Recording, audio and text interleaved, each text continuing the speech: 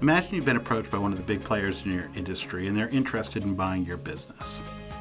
What might you tell them that would persuade them that your business is worth more than what they are already prepared to pay? What would you want them to know about your business that might influence their thinking? The difference between an acceptable price and a premium price, the difference between one or two offers for your business and multiple offers for your business, often comes down to positioning the company in a way that makes it most attractive to potential buyers. We represent companies of all types. Some companies are so successful that there's no need for creative positioning. Their business is growing, profitable, scalable, and has a complete management team and meaningful market share.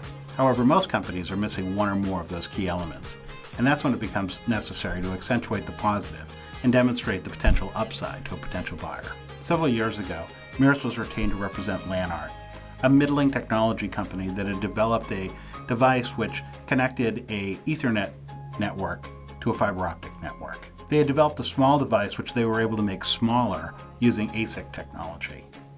That ASIC technology not only made the form factor smaller, but it also significantly reduced the cost of goods sold and made it possible to package it in a variety of ways. Most of the large players in the telecom space were interested in this business, and for obvious reasons. We identified several potential buyers who could benefit from the ASIC technology that Lanart had developed. Communication Systems, Inc. was one such player. They developed a wall outlet for Ethernet cables. Lanart was producing a device that had high gross margins, over $50 per unit sold. CSI, on the other hand, was selling a commodity product with low margins. Our pitch to CSI was that Lanart's ASIC technology could be built into their existing product line and sold through their existing channels at much higher margins. The concept was very attractive to CSI's leadership team, and ultimately they were able to pay a higher price to acquire Lanart.